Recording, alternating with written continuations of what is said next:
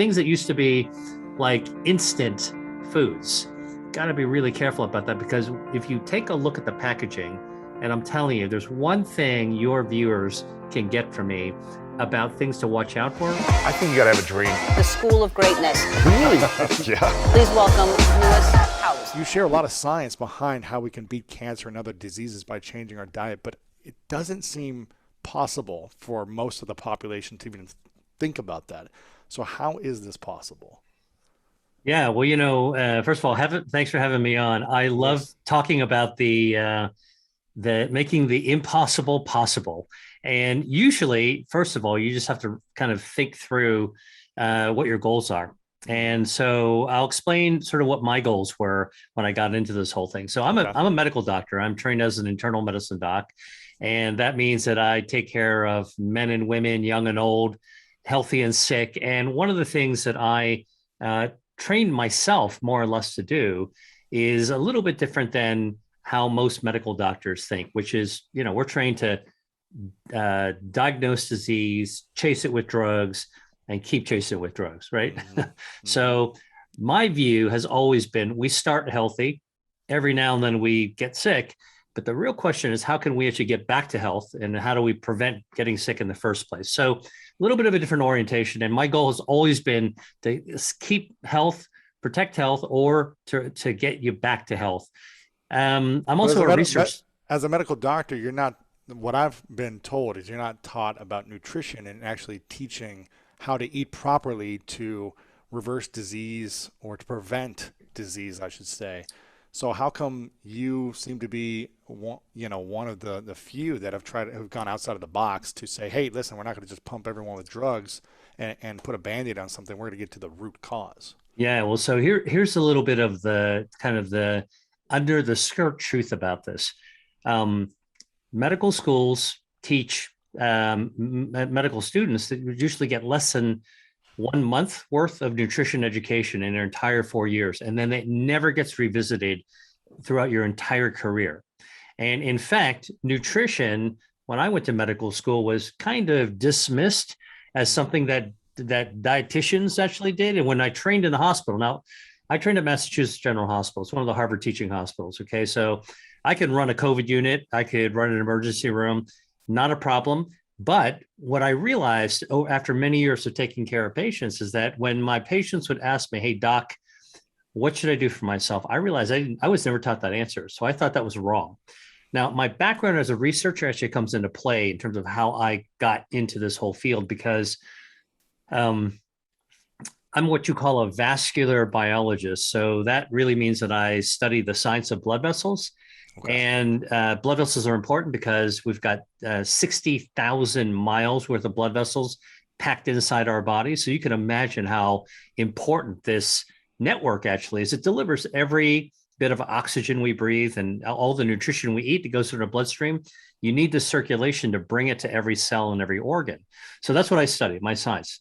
So when I actually started, almost 30 years ago, in medicine, my goal was to figure out how could we actually first conquer diseases. So I went into the biotech area, and we tried to figure out common denominators of disease, and it comes back to food, because food is one of those common solutions. But common denominators of disease actually means when you take a look at how we do research on Alzheimer's and diabetes and obesity and aging and heart disease and cancer, these are vertical silos. They're about an inch wide and a mile deep. And you get specialists that actually come in and they're really knowledgeable about what makes one disease different from another. Okay. And I thought, look, we should actually look at what makes diseases the same. So if you drain the Pacific, you get to figure out how the islands are connected, right? And so that's what I was interested in, because I figured if you could figure out the common denominators of a disease, then you had a shot at pulling the bow back and sending a single arrow through multiple diseases. Now, I looked at angiogenesis, which is how the body grows blood vessels. That's my area, as one of those common denominators. And we were right. So I run the Angiogenesis Foundation. We figured out that when the body loses its control over its circulation, Either you don't have enough blood vessels and wounds don't heal, or you have too many blood vessels and you either go blind or cancers grow. And so through biotechnology, over a couple of decades, I actually been involved with developing 41 FDA approved new treatments for cancer, diabetes, and prevention of blindness. Wow. Okay. So that's my street cred. So when somebody basically says, oh, how'd you get into nutrition? Like, are you one of those doctors that don't believe in modern medicine? And I basically said, no, I actually develop modern medicines. Right. But what I realized when I was actually working with my patients is that although we can actually come up with better, more sophisticated, more higher tech treatments for diseases these days, the fact of the matter is we should be preventing disease in the first place. And when you're talking about prevention, you can't talk about drugs. You got to talk about something like food. And when I thought about it, and this is how I got into nutrition, I realized I wasn't taught about it, but I did have the skill set of actually having developed drugs and having invented many of the systems that drugs are tested in. You know what? Why don't we just throw some food into those systems and see what happens? And so for me, I'm one of those people that actually not just says food as medicine, but I actually study food as medicine. That's how I got here. Okay, very cool. So so it is possible through food to beat cancer and diseases. And is that what I'm hearing you say? Well, here's basically what I actually learned myself, is that when it comes to food and health, food is actually a medicine that we all take 3 times a day, right? We try not to take prescription meds when we can avoid. And even if you write prescription meds, you don't want to be taking them forever. But food is something that you take 3 times a day from the time we're born to our very last breath. And when it comes to food and health, there is, it's not just about the food. It's actually about how our body responds to what we put inside it. So that's the real kind of underlying secret. If you feed your body something that's not good for it, it's going to react poorly, not going to be good for you. If you feed your body something that is good for it, it's going to activate its health defenses. And that's what I write about in my book, Eat to Beat Disease, is how does the body actually maintain its health? And then what can we eat to help the body do it better? Interesting. So, what are the key things we should be knowing about the body? Are all bodies the same when it comes to how foods, I guess, are consumed and assimilated through the body and the bloodstream and all these different things? Or is everybody different, where some nutritional foods might impact positively but negatively in other bodies? What should we be knowing about the body? Yeah, it's a great question. And first of all, I'm a scientist. So I will tell you how you can tell that I'm a scientist is that real scientists tell you we don't know everything. Okay. And it's a kind of humility that we have to start with, because so often you think about, scientists being very smart in things. Real scientists spend their time talking about what we don't know, not what we do know. Right. So, but you're asking me what we do know. All right. So I'll give you that. So I'll give you that answer. Look, our bodies are hardwired to be healthy. So when we're growing in our mom's womb, our body, as we're forming our bones and our heart and our organs and our limbs inside the form of the human that's being created, are these health defenses. So you think about the body like a fortress. We all seen a medieval fortress, a castle, right? And basically, like, it's a happy community that lives inside there. You got a king, you got a queen, you got a princess, you got everything else going inside there. But that fortress has got to protect itself. So it's designed to repel enemies. It's got a moat. It's got a drawbridge. It's got the little slits you fire arrows out of. It's got sloping walls so enemies can't crawl up. It's got traps. And by the way, like in a medieval fort, the thing that I never realized, having been to quite a few castles, is that when you go into the entrance, there is a hole right above you, and it's called a murder hole. And it's basically if people breach the drawbridge, they would just drop rocks, boulders down through that hole. All right. So the body is designed better than a medieval castle. Oh. We've got our own defense systems, and there's 5 of them that I know about, and I helped to kind of put together this picture, partly because I studied the biotechnology. How do you actually treat diseases using these systems? And when you forget about the disease part and you think about the health part, these are the systems, these 5 systems that maintain our health. So I'll tell you what they are. Okay. First health defense system is called angiogenesis. That's what I study. Blood vessels, a 60,000 mile channel that delivers oxygen and nutrients everywhere. Got to have enough of them, or our body is in trouble. So Second, it's called angiogenesis. This is the channel of blood vessels, or this is how the body grows blood vessels. Okay. It is a whole system of growth. Okay. When we have just the right amount of blood vessels, our body is healthy. Now, when you're going to go to work out, all right, you're going to pump some iron. Yeah. Your muscles got to grow. Now you need a few more blood vessels. All right. If you skin your knee and fall off a bike, got to heal that wound. Underneath that scab, you got new blood vessels growing to heal. Now, the body never lets too many blood vessels to grow or causes problems. For example, cancers are forming in all of our bodies because we're filled with these dividing cells, and some of them make mistakes. But microscopic cancer is completely harmless because it doesn't have a blood supply. And so our body prevents cancers from growing naturally by controlling the angiogenesis. So we just got enough for our good cells, not enough for the bad cells. So that's one of our health defenses. And there are treatments, including ones that I helped to develop, that can cut off the blood supply to cancer by by starving it. So that's called anti-angiogenic therapy. And the same approach has been used to prevent blindness. All right. So you don't have blood vessels leaking in the eye. However, turns out that sometimes your body needs a little help. So now you can actually use foods to actually amp up your body's angiogenesis defenses. So that's just one of the defenses. Okay. That's the first one. What's the second one? All right. Second one is our stem cells, right? So when we were kids, Louis, like our grade school teachers told us salamanders can regenerate, starfish can regenerate, but people can't regenerate, right? Wrong. You lose your hand, it's not going to grow back. Well, it turns out that people do regenerate. We don't regenerate that quickly, but we regenerate from the inside out. Like a lizard can regenerate like a limb or a tail, but we regenerate our organs continuously. Our lung regenerates, our liver regenerates. Okay. The lining of our mouth regenerates. If you've ever eaten a chip, all right, and scratched the inside of your mouth and it hurts, next day, all fixed, right? Because of regeneration. All right. Now, here's the thing.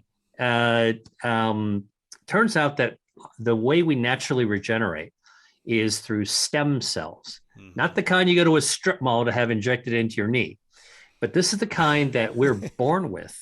Okay. Because, like when you and I were like sperm and egg meeting in our mom's womb and dividing, that's what we were. These are stem cells. We were all formed from these primitive cells that could be anything. It could be an eye, it could be a nose, it could be a heart. And they formed our whole body. And there's always some overage. Okay. And so you have more than you need to form into a person. And when we're born, about 750 million stem cells are left over, and they are packed up in a suitcase and stuffed into our bone marrow. All right. And so when we're born, even a little baby, inside their bone marrow, in this hollow of their bones, are 750 million stem cells, and they are stored there like like bullets in a bandolier, waiting for when they're needed, so that when we grow up and we need to be regenerated, you have too much to drink. Now your liver needs to be regenerated. You cut yourself. Now you need to actually heal that wound. These stem cells come flying out of our bone marrow like bees out of a hive. Wow. To regenerate us, renew us from the inside out. And there are biotech efforts that I've been a part of to try to grow new heart, grow new brain, regenerate nerves. Not ready for prime time yet, but it turns out that foods can coax these stem cells out of our bone marrow, so we regenerate faster. Huh. Which foods? Well, this is the second one, but I'm curious which foods can help us. There are a number of them. I'll give you one right from the get-go, is dark chocolate. Oh, you're speaking my language now. Okay. So dark chocolate. Can you eat too much dark chocolate? That's the question. I have never seen anything about an overdose of cacao, but I will tell you that cacao has been shown to actually double the number of stem cells flowing in your bloodstream just by having 2 cups of hot chocolate made with 80% high flavanol chocolate, dark chocolate. Come on. Yeah, it's been done in people 60-year-olds with heart disease. So wait, what happens when you drink or you eat this dark chocolate? Okay. What happens? Yeah, the polyphenols in this dark chocolate that we know what they are. They're called proanthocyanidins. So I'm a scientist, so my job is to actually know what the inside chemicals actually are. Yes. These are natural chemicals. All right.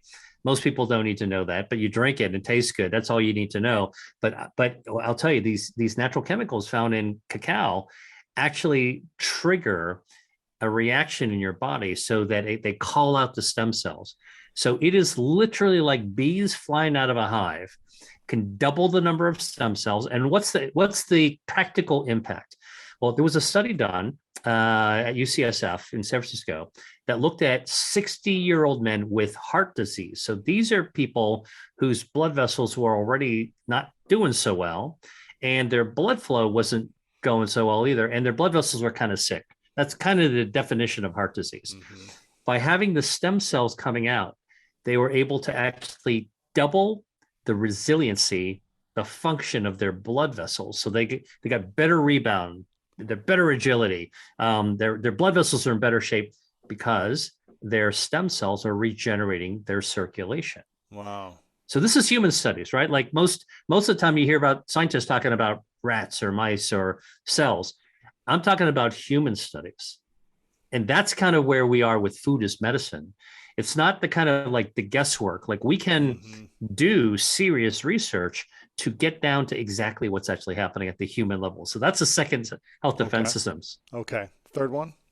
Third one is our gut microbiome. Now, people have been talking about gut health and microbiome. It's almost like a buzzword these days.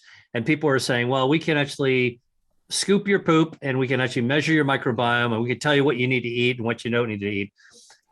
Again, I'm a scientist, so I will tell you that there are 39 trillion bacteria in the typical body. That's more stars than in a night sky. All right. Wow. So we barely understand the gut bacteria, but what we do know is that this gut bacteria actually controls our metabolism, communicates with our brain, actually can help us heal from the inside out. And very importantly, our gut bacteria basically lives, if you think of your gut like a garden hose, it's a tube, and you were to cut a garden hose in half and you look inside it, there's a lining, okay? The bacteria is inside the hose, but inside the wall of the garden hose, that's where your immune system, 70% of our immune system lives inside our gut. So our gut bacteria, 70%. So if you're feeding your gut a lot of bad foods, it's probably you're poisoning your immune system. You're preventing your gut bacteria. Now, I'll tell you what's interesting about the gut bacteria. Your gut bacteria talks to the immune system right through the walls of your gut. Immune system's in there, 70%, right? Like a jelly roll, like the jelly in a jelly roll, and the gut bacteria is inside. So think about like a college student in a freshman dorm. They are talking to their roommate by pounding on the wall, right? What do you want? What kind of pizza do you want? All right. And they can answer you. And that's basically what our gut bacteria says to our immune system. So we got to keep that gut healthy. By the way, interestingly, and I've done research on this, certain gut bacteria can actually signal to your brain. It's a gut brain axis, and cause your brain to release social hormones. Wow. Okay. And can affect your mood. So, when you've got a crappy gut and you feel crummy in your gut, I guarantee you, like, it's not just because you're irritated, it's affecting your brain as well. That's crazy. So, yeah, we had Dr. Emran Mayer on, who has got the gut, I think it's the gut brain connection or the gut immune connection or something like that. So he's got a lot of great research on that. Yeah. So, well, the key thing though is that foods can actually help right size your gut health. Think about it like an ecosystem, the Great Barrier Reef. So certain foods can support the ecology, the ecosystem, the Great Barrier Reef, and certain ones actually kill the coral. All right. And so it continuously want to keep it in good shape all the way through our lives. And by the way, even conditions like autism, Alzheimer's, and schizophrenia are all now seemingly connected to our gut bacteria. Really? Yeah. Now, is there a way, if someone has those, are they pretty easy to reverse though, or is that hard? Well, listen, we're just figuring this out, because right now, medically, we prescribe medications to try to treat those things. And a lot of times those medications just blunt the symptoms. Okay, they cover up the symptoms. They don't get at the underlying cause. Now, we don't know exactly how the gut bacteria communicates with the brain completely yet, but there's one giant nerve called the vagus nerve. It's like a giant shoe. It's about the thickness of a shoelace, and it hangs from our brain all the way down into our gut. Okay, goes right near, wraps around our esophagus on the way down. And we think the gut bacteria basically sends text messages up to the brain through this big nerve. Okay, so the key, though, is that foods can actually influence our gut bacteria, either good bacteria or bad bacteria. So that's important. So that's a third health defense system. Okay. So with the first, Angiogenesis, number one. Yes. Stem cells, number two. Stem cells. Gut microbiome, number three. Okay. The fourth one? Number four, our DNA. Now, if you watch CSI, DNA is just sort of like a genetic fingerprint, a code that you can find on a crime scene. Or if you're actually trying to do ancestry, look for your ancestors, you figure out how much of you is Neanderthal, right? Yeah. So, I think I was 1% Neanderthal when I did it. Yes. So the key, though, is DNA is a lot more than our genetic code. It actually protects us from the environment. Now, what do I mean by that? Well, you know how if we are exposed to, we get sunburn, ultraviolet light, you damage your DNA, and what happens? Cancer, skin cancer, right? If you inhale lots of fumes from a chemical plant, it's going to actually damage your DNA in your lungs. You get lung cancer, right? But think about it. If you are in Los Angeles and you're driving on the I-10, or if you're actually just walking on a beach, you are actually getting ultraviolet radiation. So how come we don't get skin cancer all the time? Because our DNA is hardwired to fix itself from damage. And so the DNA is a protective mechanism from the environment. I always tell people, when you're pumping gas, if you still drive a gas vehicle as opposed to an EV, I always ask people, do you stand upwind or downwind? What do you do? Are you upwind or downwind? Do you know? I mean, upwind, right? So you're not getting the fumes in. Is that what you mean? Right. Yeah. Well, if you're standing downwind, you can smell the fumes, right? And if you're smelling the fumes, you are poisoning the DNA in your lung. So how come we don't develop lung cancer after pumping gas? Because our DNA is hardwired to fix itself. And so our DNA is sort of like a self-defense mechanism against the environment, radon from your basement, okay? Off-gassing from the new car you just got, or the Uber that you're riding in, or the furniture that you got, right? So like this is this incredible defense mechanism against our environment. And then and foods can actually speed up the repair, help fix holes that are in our DNA. And then the other kind of pièce de résistance for our DNA's defense is that there's something called a telomere. I don't know if you've ever had anybody on your show talk about telomeres. Telomeres? Yeah. Yes. These are see if you're the longer the telomere, the longer you can live or something, or they can. Right. Well, I'll tell you basically what to remind your listeners and viewers, basically, if your DNA is like a shoelace, the telomere is like the little plastic cap at the end of the shoelace. And over time, that little cap kind of wears down, just like on a shoelace. And when that cap is gone, man, that your shoelace just falls apart. Yeah. And that's what happens to our DNA. So we need that cap. That's called the telomere, and it burns down like a light fuse. So like Mission Impossible, light the fuse, right? So this thing is burning down, and when it burns down, that's it. Your cell's done. So what you want to do is to slow down your cellular aging, and harsh things that you do to your body, smoking cigarettes, being a couch potato, being exposed to damaging oxidative stress, actually just being stressed out, like we are now with this friggin' pandemic. Those things all shorten our telomeres. They burn the fuse faster. Stress. But foods can slow it down, and some foods can reverse it and lengthen the telomere, which is Wow. really cool from an aging perspective, right? What are those top 3 foods that help lengthen the telomeres? Green tea is one of them. Coffee. Really? Yeah, it's amazing. I got a little, I used to live in Italy and I just got into this habit of drinking espresso. So I got a little cup here. Amazingly, coffee actually lengthens your telomeres. Come on. I kid you Wow. not. It's quite amazing. And leafy greens, some of the polyphenols in leafy greens can also slow down, and some of them actually look like they can lengthen the telomeres as well. So the Wow. key thing is that we are not just hapless pawns of aging. We can actually do something about it, and we can also fight against our environment because look, the tax that we pay for being on planet Earth is we're exposed to stuff all the time, and we count on our body's health defenses to fix it. So that's a fourth defense, and our fifth defense is our immune system, which after 2 years, over the last 2 years, we all know how important our immune system is. But what if I told you that your immune system is so powerful that when it's in its best shape, even when you're 80 years old, it is strong enough to fight cancer. In fact, it can even wipe out metastatic cancer that's spread all over your body. That's how strong your immune system is if you give it the chance. And so here's what the immune system does.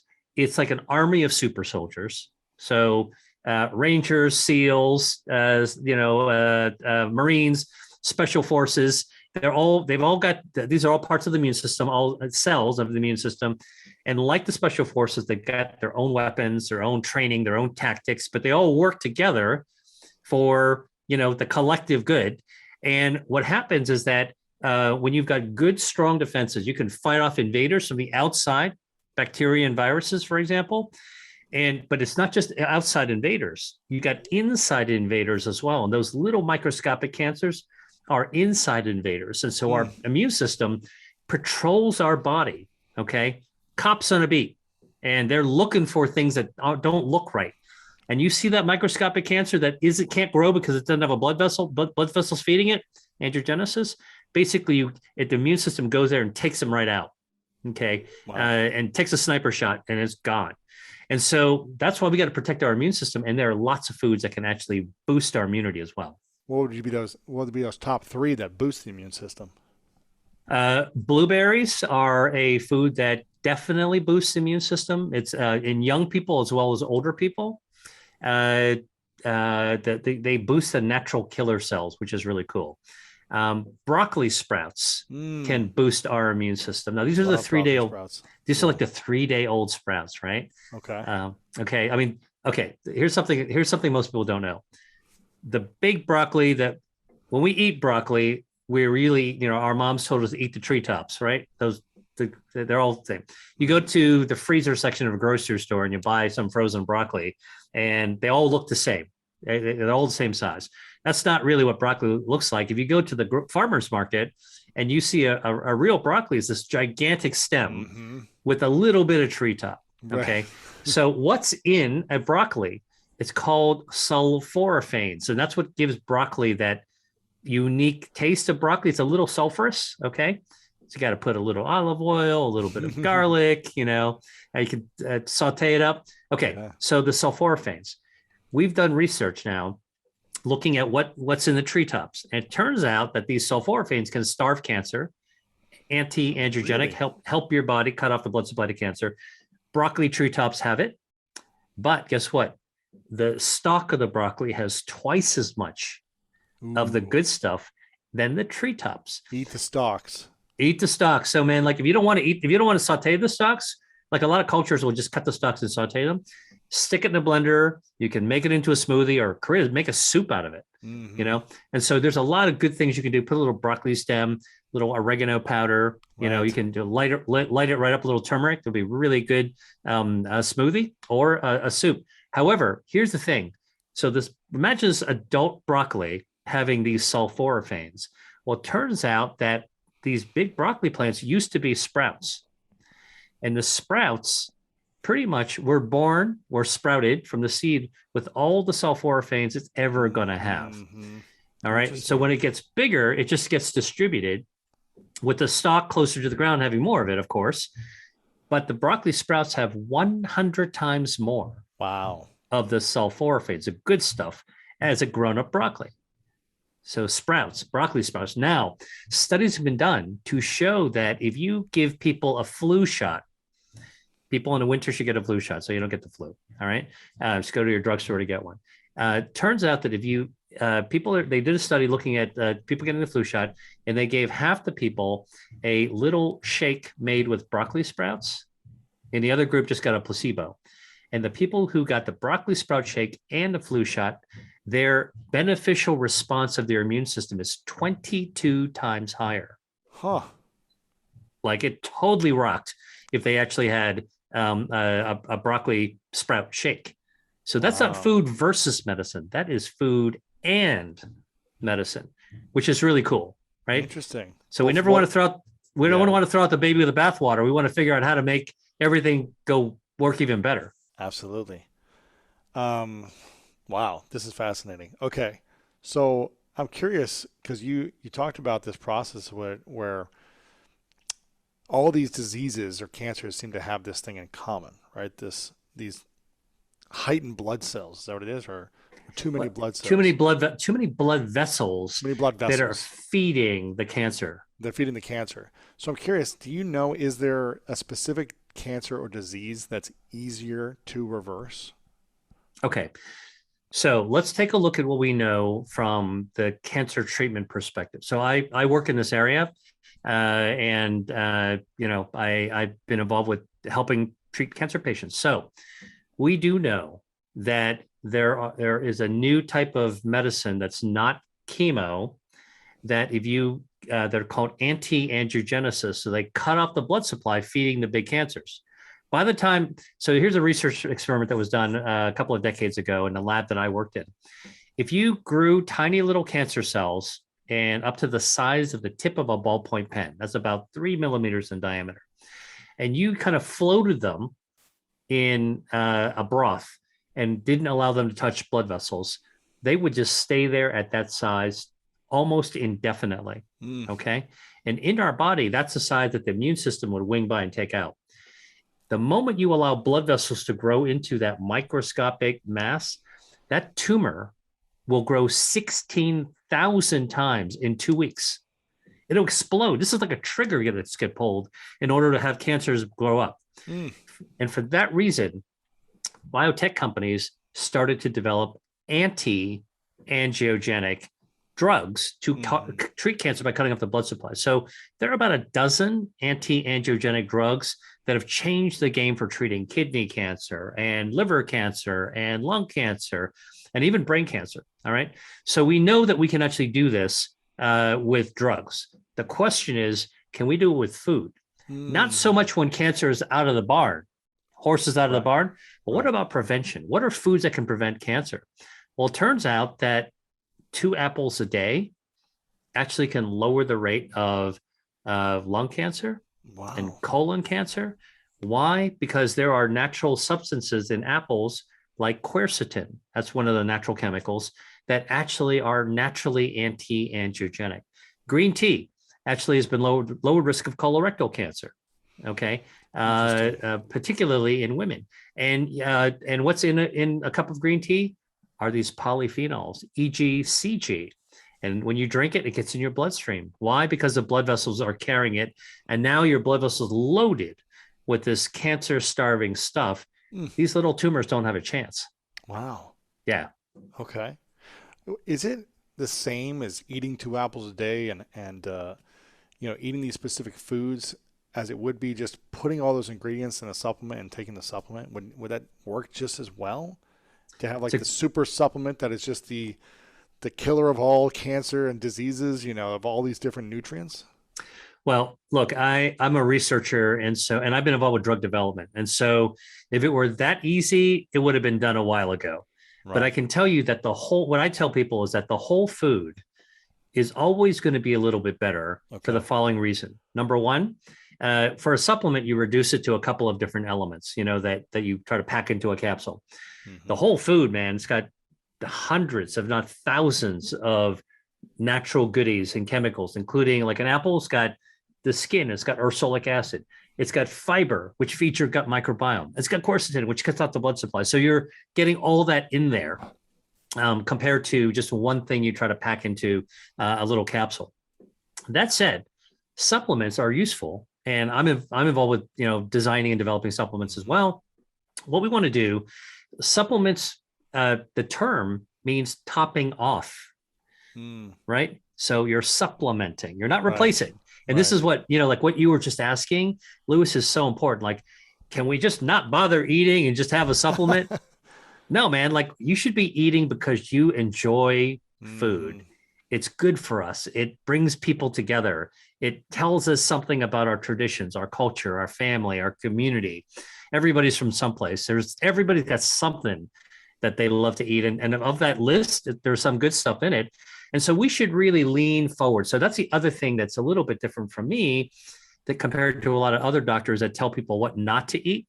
I try to tell people what you should add to your life, not that what you should take away. Plenty of people can tell you what to take away. Right. I'm telling you what to add, and we should add foods that activate your health defenses, and supplements can be useful to top things off. Got it.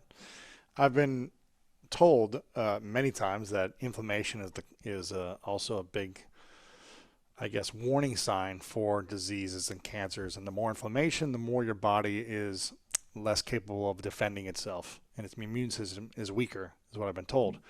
What would you say are the best ways to reduce inflammation in the body quickly? Is it through food? Is it through medicine? Is it through fasting? Is it through, less, more sleep? Is it through a better environment? What would you say is the So, a lot of people, I think, when they hear about inflammation, they think about it as a bad guy.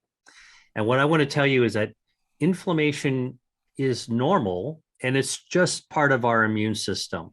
So when you actually have a bacteria or a virus invading your body, let's say you get a cold, your immune system sets up a little bit of inflammation in your nose, okay, which is why we have a stuffy nose, a runny nose, and then it tackles the invader right then and there, and then hopefully that's all that matters. And by the way, another sure sign of inflammation is if you cut yourself in the kitchen, and you see that little cut will pretty quickly swell up, turn red and swell up. Inflammation, that's your immune system trying to tackle all the bacteria that might be trying to get into your skin. Inflammation is good, but it goes up to protect you, and then it comes right down. I call it like the volume switch in a car radio. Like you get in a car, you want to hear some tunes, you got to turn it on. But what the problem with inflammation is when it doesn't go back down, it keeps on going more. It's chronic, and it keeps on going up. And that's like getting in your car and having a passenger, turn up that volume and keep cranking that volume. And you're like, hey man, turn that thing down, right? Doesn't go down, and you just can't go on. Right. And that's what happens inside your body. So what are some of the different ways to actually deal with that? Well, the first thing to do is think about lifestyle, because we can actually give anti-inflammatories. I could tell you to go out to take some Motrin, Tylenol, whatever. That'll take down your inflammation. But actually, there are ways of actually doing it. If you actually just, if you stopped and just calmed yourself and did some breaths and start to meditate, your body's inflammation will start to calm down. Okay. If you actually got a good night's sleep, your body will the inflammation will start to calm down. It's kind of like, everything is going crazy. Just let the thing settle a little bit. So that's your inflammation settling down. Now, there are foods that have a lot of anti-inflammatory properties that can be very helpful. So for example, cranberries have a lot of anti-inflammatory polyphenols. Chocolate even also has anti-inflammatory properties. Vitamin C is pretty anti-inflammatory. Strawberries, guava, red bell peppers, all really good, really good. I think that the other thing to think about is lots of fruits and vegetables, lots of fruits in particular, have anti-inflammatory properties. So the key about inflammation is that you don't want to get rid of it altogether. Okay. Like if you got pumped up on steroids, it would shut down your inflammation. You might get infected, because you don't have any inflammation. You want your body to get its set point. You want to get back to balance. So I think that, there's lifestyle, there's diet, foods you can choose, there's sleep. All these things can actually help to calm inflammation. It's not a single on and off switch. I'm curious, what would you say are the most harmful foods then? If you said here are 3 foods that we should be eliminating, what would be those most harmful foods that cause the spike in inflammation consistently and causes a lot of these other diseases and cancerous cells to occur? Right. Well, I'll tell you 3 foods that actually harm the body's health defenses, and including the immune system by ratcheting it up inflammation and then lowering the defensive properties, but also harm your DNA, also harm your microbiome, also blunt and stun your stem cells, and also wreck your body's ability to control its blood supply. So it's a lot worse than simply triggering inflammation. And by the way, that's the whole point, right? Like, we try to take the silver bullet approach to everything. Let's match this with match that. What I'm telling you is that the body is this system. Yes. So either you introduce something good to it, and you'll probably light up a lot of good systems. And if you put something bad to it, you'll probably trash a lot of it, right? Okay. So what are some 3 foods that actually we know can trash your body's health defenses? One is soda. So sugar sweetened beverages like soda. All right. So, the favorite ones. It's tough, right? Because I wish I could go back to my younger self and say, put down the 8 cans of Dr. Pepper a day, when you're like 8 years old. Man. Well, I'm telling you, like, this is one thing that I always try to coach people on. If you really, really love sodas, okay, try to come off it, just by going down 1 can a day, because most people drink multiple cans. Go down 1 can a day and get to as low as you can, because the added sugar actually overloads your body, your body's ability to be able to handle the sugar. And then it makes you inflamed just by the nature of the sugar. Eventually, I cut out soda years ago. I mean, maybe I have it once in a couple months or something for like a treat, but it used to be almost an addiction probably for how much I drank it growing up as a kid. In the summers, you're just drinking it nonstop, like water. But then when I learned about nutrition more, when I was playing sports and realizing this is making me tired, it's not quenching my thirst, that's when I said, oh, okay, I need more of a competitive edge, and kind of cut it out of my life. So well, not only does soda, actually the sugar in soda, cause inflammation, it really wrecks your microbiome, your gut bacteria as well. Your gut bacteria just can't tolerate that much sugar. Yeah. Okay. And then guess what? And then, you say, well, wait a minute.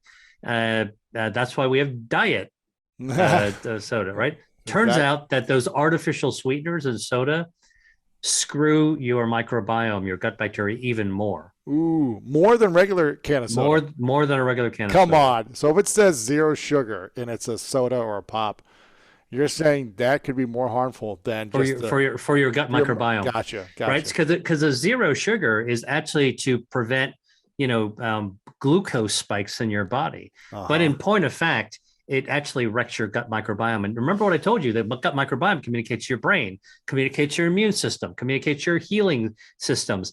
That is not a system you want to screw with. And so that's why, I try to tell people, you really got to watch out for those artificial sweeteners. They do some bad things. So that's one thing. So what are the best, before we go to the next thing, what are the best sweeteners we should be looking for when we're adding something into food, or we see it on the packaging? Sure. Well, natural sugars in fruits and vegetables, people go, well, I don't want any sugar in them, but what about in a peach? There's nothing better than a summer peach to me. And that natural sugar is okay, because when you eat the peach, you're not just getting the sugar, you're also getting all these other bioactives and the fiber and everything else. Yeah. Hundreds of thousands of natural chemicals that are good for you from Mother Nature's kind of pharmacy with an F. Yes. Okay. So that's different than just, having sugar in a glass or corn syrup, right? High fructose corn syrup, not good for you. Maple syrup, a good way to sweeten. Okay. Honey is also a good way to sweeten as well. Monk fruit is actually a really, really sweet tasting gourd. That's a shell that is also a decent sweetener. Stevia actually pretty powerful sweetener. I've been doing some research on it. I haven't been able to find anything wrong with it. But for people that are looking at stevia, be very careful. Pick up that package and look at the side of the box and read what's on there, because a lot of things that are called stevia actually have a lot of other things added to it. Okay. So you want to get the pure stuff. I always tell, if it's in a box, look at what's inside it before you buy it. There you go. Okay. So soda and pop is the number one thing that is one of the worst things you could be eating, or the things that could cause more disease and cancers in your body. Okay. That's number one. Number two? Processed meats. Now, all of us that were kids grew up, at the, eating deli meats, turkey and a ham, right? I mean, like, that's basically what did your mom pack in your lunch bag, right? Yeah, exactly. Okay. Well, that's a relic of the 1950s, of this sort of ultra processed foods that are everywhere, laden with chemicals. That's not what we want to be doing. Now, I have to say, it doesn't mean categorically that hams or sausages are bad for you, because if you go to Italy, or if you go to places in Asia or Latin America where they create dried meats kind of the old way, they're not putting chemicals in there and they're not manipulating it. But here, where you go to the deli counter and, take a look at that deli meat. Like, that's not, meat doesn't come like that. Okay. Yeah, exactly. So here's the thing. Processed meats are actually classified by the World Health Organization as a carcinogen, and linked to the causation of cancer. You got to eat a lot of it, but a lot of people actually eat. I mean, how many hoagies or subs? Yeah, right. Wow. And I got to say, like, when I was growing up as a kid, I loved those kind of like fancy kind of like the deli meats and stuff like that. Totally not good for you. So. Wow. That's not good for you. It also damages the gut microbiome, and it can actually damage your DNA. So you want to kind of be cut down or cut out sodas and processed meats. And then the other thing is really a category, and I call these ultra processed foods. So things that are in a box or in a can that, like, are instant this, or, scoop it out and eat it quick. I don't want to name any particular products. I don't want to call any products out, but I think we all know the stuff, a lot of stuff we grew up with and were advertised on television to kids, right. The frosted this, the pop that, the things that use they're like the TV dinners, like things that used to be like instant foods. Got to be really careful about that, because if you take a look at the packaging, and I'm telling you, there's one thing your viewers can get from me about things to watch out for. Whatever you buy, pick it up, if it's in a box or in a can, and look on the side.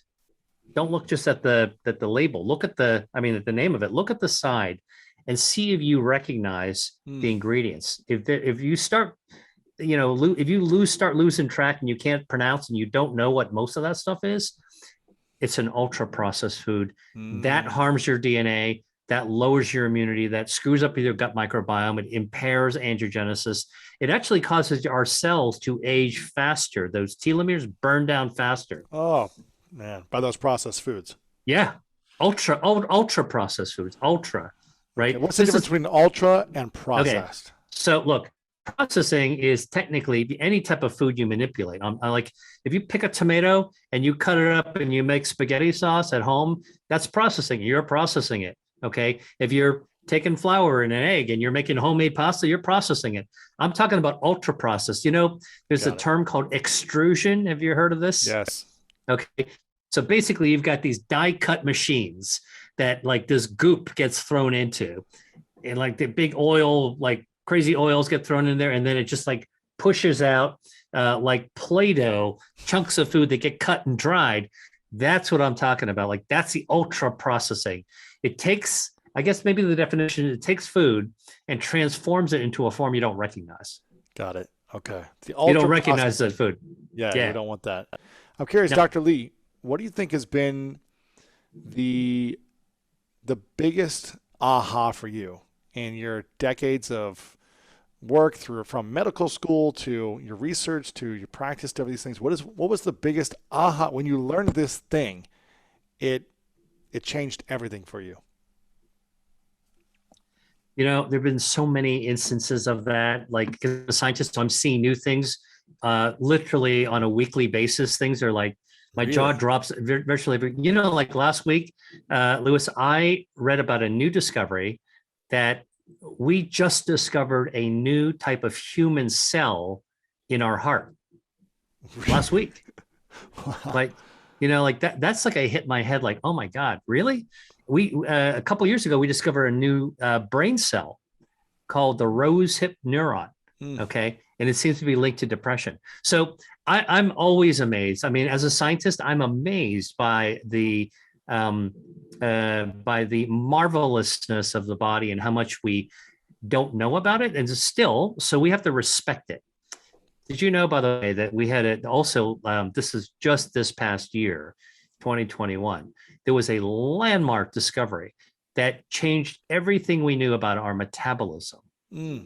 What is that? Well, so everybody says that, you know, like when you're a teenager, you're growing tall. You got a high metabolism. You're just burning calories. Right? Yeah. Okay. Totally wrong. Metabolism's going down when you're a teen. Okay. And then people say when you're in your 20s or 30s, you know, and you're starting to gain weight and getting out of shape. And they're like, man, my metabolism is slowing down. And then some people basically say that, you know, I was unlucky because I was born with a bad metabolism. Look at my sister or look at my cousin. She's rail thin. She's so lucky she's got a fast metabolism, right? All that has been upended completely. It turns out that all humans go through only 4 phases of metabolism in their whole life. Tell me. Okay. I'm going to show you this because it's actually right here on my desk. You got a chart. You got a graph. You got a chart. No, I got a paper. This baby right here. It's in a journal of science. Okay.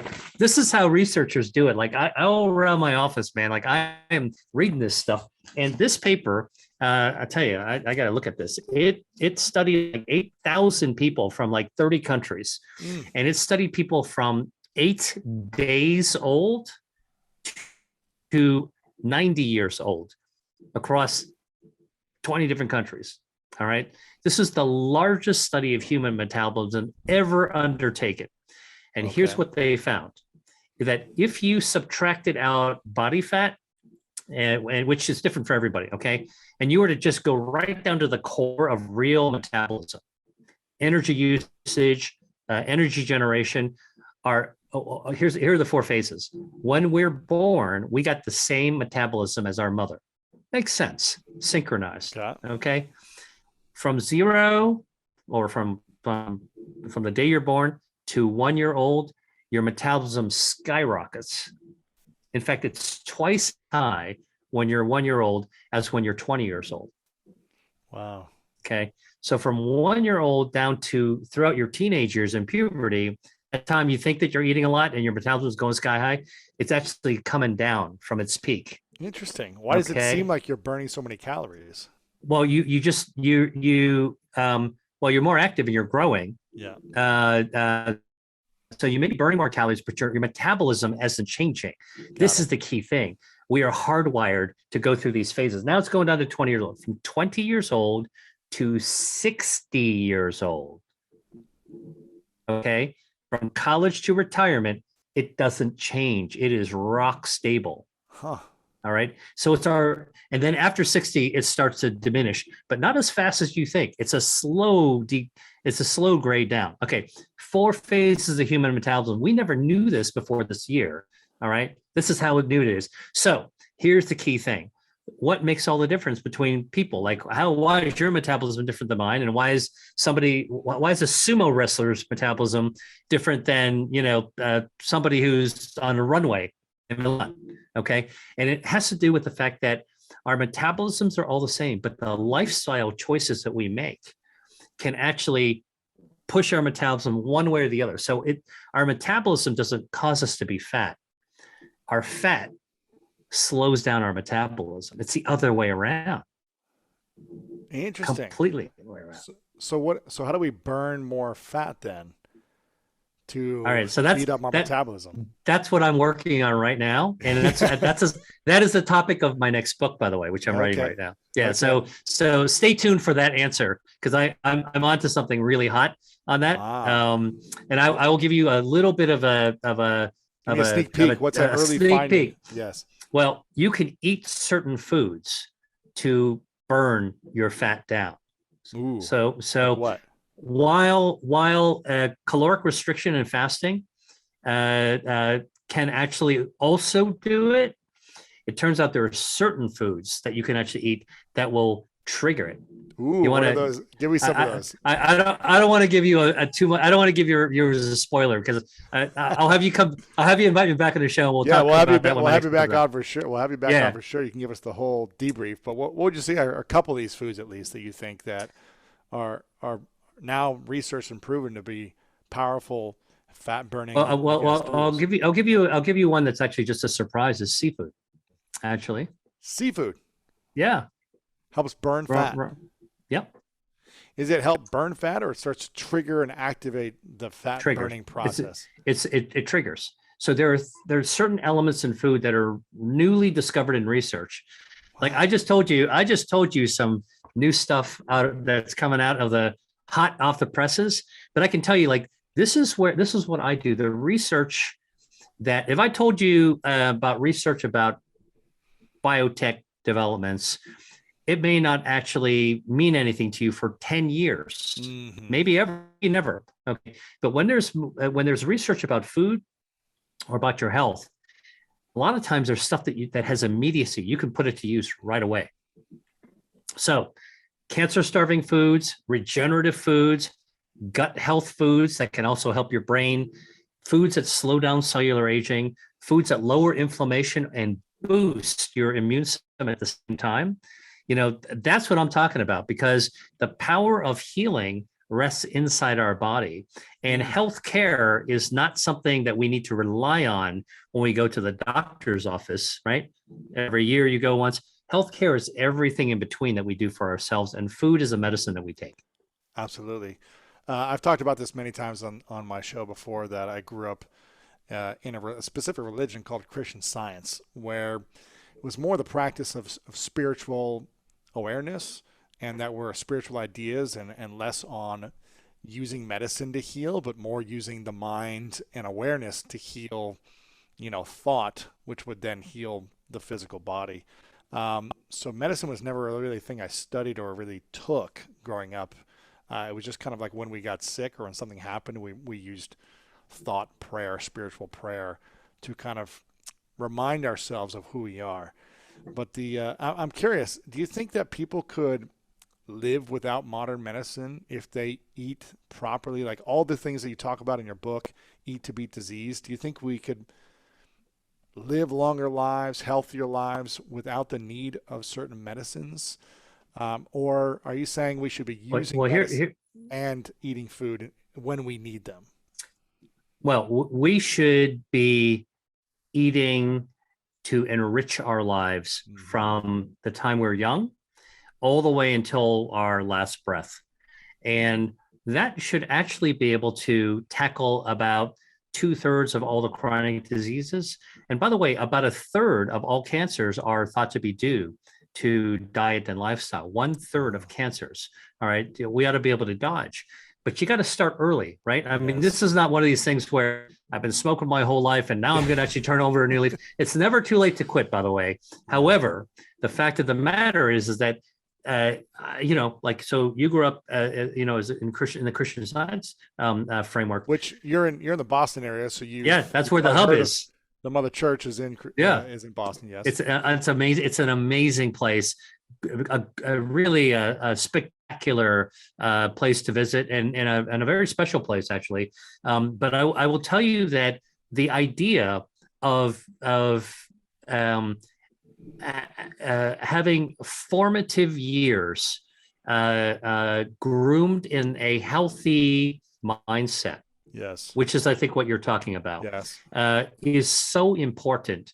So that if you've got kids and if you're involved with teaching, And if you're involved with a business where you can actually impact on kids, think about the impact that you have now could actually influence their health 30, 40, 50, 60 years from now. And that to me is a big responsibility. It's a giant opportunity to make a better society. That's beautiful. I'm curious, we've got a few more minutes left. What do you think? You're telling me that every week you're essentially finding these aha moments based on the research papers you're finding and things that you're discovering yourself. And what do you think in your mind, if you could predict the future 10 years out, 5, 10 years out, what are going to be the groundbreaking things that we as humans discover in the next 5 to 10 years that is going to transform our health? Wow. Based on what you've seen in the last 5 to 10 years, and where you're like, these are unbelievable. Every month there's new findings. What do you think is on the horizon for us? Well, one thing that I think is most one of the big aha jaw droppers for me in the kind of the journey that I've actually had in my career is the fact that we can regenerate ourselves. Okay. And I never thought that was even possible. I had been working in stem cell therapy and regenerative medicine, and it's a real struggle. It's an uphill climb to really try to show that we can actually regenerate the heart or the brain or nerves. And yet the body does it every single day. And when I discovered that, you could regenerate tissue by barley, eating barley, which is beta D glucan, or with chocolate, as I mentioned to you, cacao polyphenols, or even olive oil. There's something called hydroxytyrosol. It's a natural chemical in extra virgin olive oil. It helps to kind of make that distinctive olive oily taste.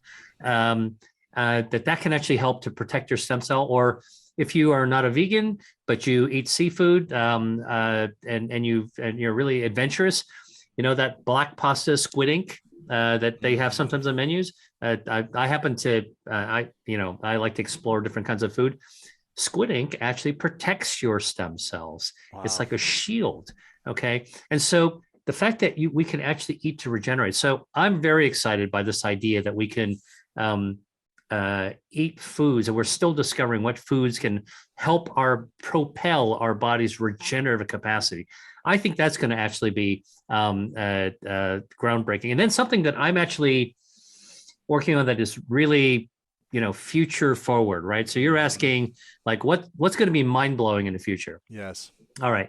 Well, look, I'm kind of like a pretty down to earth guy. Like I believe that we should be protecting our planet, doing everything we can to take care of, nurture this ball that we live on, and we should be doing better for our community. But I think from the time I was a kid, I appreciated and I was excited by this idea of space travel, which is now happening more often, right? All right. So here's something I think is going to happen over the next decade. As humans become extraterrestrial, we're going to be the first extraterrestrials we're ever going to meet is ourselves. And we get beyond near Earth orbit, our bodies are going to be bombarded by galactic radiation and have the effects of negative gravity changing our body. We got to find out what kinds of foods or supplements that we got to eat to protect ourselves. That's crazy. So I'm working on that. That's cool. So I've been meeting with astronauts. I've been talking to people in the space program, flight surgeons. And what I'm figuring is that if we can figure out what we're going to need in the future for that, we could probably bring that right down to Earth right now to actually do something good for us. So that's, so I'm excited by that. That's cool. That's really cool. I've got a couple final questions for you, but you've got a lot of this information and more in your book, Eat to Beat Disease, the new science of how your body can heal itself. And you've also got a masterclass that people can check out if they want to learn more about this and get these trainings from you over at drwilliamlee.com. You've got some great stuff over on your Instagram and Facebook and Twitter, Dr. William Lee as well over there. We'll have it all linked up. And then in the future, we'll have you back on about the next book about burning fat and the metabolism. That sounds like a really cool topic, which I'm sure people will love. This is a question I ask everyone at the end of our conversations. It's called the 3 truths question. So I'd like you to imagine a hypothetical scenario. that it's your last day on Earth, Dr. Lee. And it's many, many years away. You get to live as long as you want to. Your telomeres, they continue to extend, so you live as long as you want to live, right? But for whatever reason, it's your last day. And you've accomplished every dream and goal that you can think of. But for whatever reason, you've also got to take all of your work with you to another place. All your books and your content and master classes and videos and TED Talks and this interview, it all goes away. But you get to leave behind 3 things you know to be true, 3 lessons that you've learned from your life that you would share with the world. And this is all we have to remember from your content and your information. What would you say would be those 3 truths for you? Well, that is a big, heavy question. I would say one of the truths is that we got to be good to the people around us. And at the end of the day, one of the things that I try to do is to make sure that I practice acts of kindness to the people around me. And I think that that's just an important thing that makes the world a better place. Yes. And makes me a better person. And because I remind myself of it, it keeps me on my toes, when there's all these stressors around. So that's one thing, is just sort of be kind to people around you. The second thing I think is that I would leave with people is believe in the impossible. The impossible actually contains the word possible inside it. Yeah. And so for me, part of what I've realized in my own life journey professionally is that, I've seen this as a doctor. You can take people who, like, nobody else thinks there's any hope for, and they're at the end of the line, and every doctor has given up. There's nothing else we can do for you. And if you believe something is possible, and you're informed, and you got the audacity to think that maybe we can do it. I'm just telling you, I've personally snatched victory from the jaws of defeat. Wow. In people who had no hope. By the way, including my own mother, who had metastatic cancer, and we got her on this immune therapy, and 3 treatments, 9 weeks later, all of the cancer melted away. Wow. Because we allowed her immune system to rear up and clean up the act. And she's alive today, 7 years later, 0 cancer. Wow. Okay. That's, you got to believe. Yes. I mean, this is not just hope. It's informed hope. And you have to commit yourself to actually doing it. So and by the way, I've done that a number of times. So that's something that I think that I would leave people.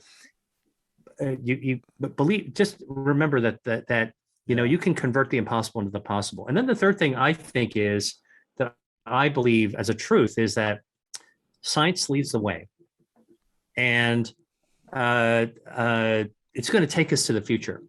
And if you're somebody who's hopeful, and you're somebody who believes in a better place and a better existence in the future, follow the signs of science. And one of my mentors, a guy named Judah Folkman, used to end some of his lectures with this great quote from an American novelist named E.L. Doctorow. He was describing his process of writing, right? So I'm an author, and I went through this whole process. And what Doctorow said was that the act of writing is like driving at night. You can't see beyond your headlights, but you can make the whole journey that way. And that's what science is like, research is like. You got to follow the headlights of science just to kind of see where it's going to go. And you're always going to get to a different destination than where you started. So those would be my 3 truths. Those are beautiful. And your second one sounded like Christian Science was rubbing off on you. The mindset, the belief when there's no hope. Dr. Lee, I want to acknowledge you for a moment before I ask the final question for your continued trust and faith in directing your headlights in a certain way without seeing too far ahead of them, and being consistent with that for many decades, and finding these solutions to help us heal the body, help us heal the different causes of inflammation and disease and cancerous things with your research. So I really acknowledge you for your consistency on this. And I'm just grateful that you continue to put it out there in ways that we can consume it. You know, a lot of this science and research seems overwhelming. You're holding up the research paper where I'm like, I don't know how to read this stuff, but your ability to translate that into tangible,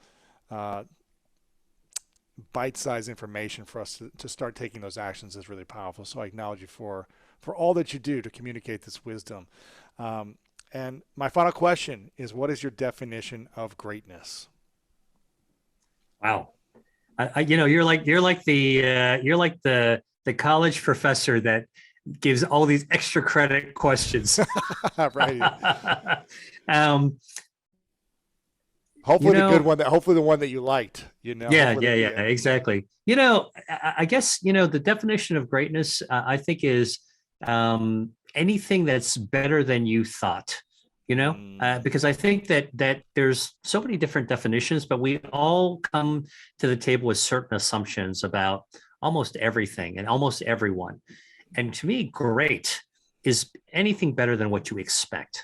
And I think that allows us to be grateful, by the way, for what we got around us. And again, I think that we, no matter how accomplished, somebody might be, we always have to take a couple of steps back just to be humble, to recognize that it's a privilege to do what we do, no matter what you do. And we have to just remember that it's part of our duty to keep doing good for the world. When you actually look at the science of what happens during fasting, it's actually one of the best things you can do for yourself from both a mental standpoint and a physiologic standpoint. Assuming, of course, you're not malnourished, right? I mean, I'm assuming if you're the average American who's, 10, 20, 30 pounds overweight, then this is something that actually has a lot of benefit.